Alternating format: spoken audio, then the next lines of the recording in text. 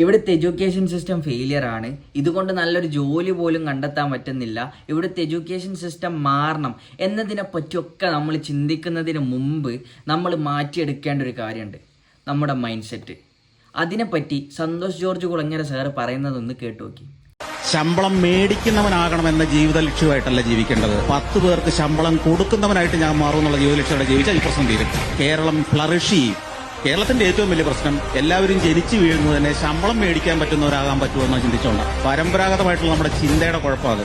എന്നാൽ ഇന്ത്യയിലെ മറ്റു പല സ്റ്റേറ്റുകളിലും ജനിച്ചു വീഴുന്ന ആളുകൾ 10 പേർക്ക് ശമ്പളം കൊടുക്കുന്നവനായിട്ട് എങ്ങനെ മാറാമെന്ന് ചിന്തിക്കുന്നത് കൊണ്ട് സാമ്പത്തികമായിട്ടും വാണിജ്യപരമായിട്ടും അവർ കുതിക്കുന്നു. അവർക്ക് സ്വന്തം നിലയിൽ നിലനിൽക്കാനുള്ള വരുമാനം ആ സംസ്ഥാനത്തുണ്ടാവുന്നു. നമ്മുടെ പരമ്പരാഗത ചിന്തയിൽ ശമ്പളം മേടിക്കുന്നവരാകണം, നല്ല ശമ്പളം കിട്ടുന്ന തൊഴിൽ ഇത് എന്ന് പറഞ്ഞാണ് നമ്മളെ വളർത്തുന്നത് തന്നെ.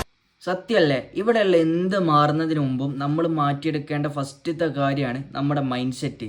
ഈ മൈൻഡ് സെറ്റ് മാറ്റിയെടുത്തതിന് ശേഷം മാത്രമേ ഈ എഡ്യൂക്കേഷൻ സിസ്റ്റത്തിലൊക്കെ എന്തെങ്കിലും ചേഞ്ച് വന്നിട്ട് കാര്യമുള്ളൂ. അപ്പം മാത്രമേ ഉള്ളൂ നമ്മൾ ഇന്ന് നേരിടുന്ന പ്രശ്നങ്ങൾക്കൊക്കെ ഒരു പരിഹാരമാവുക.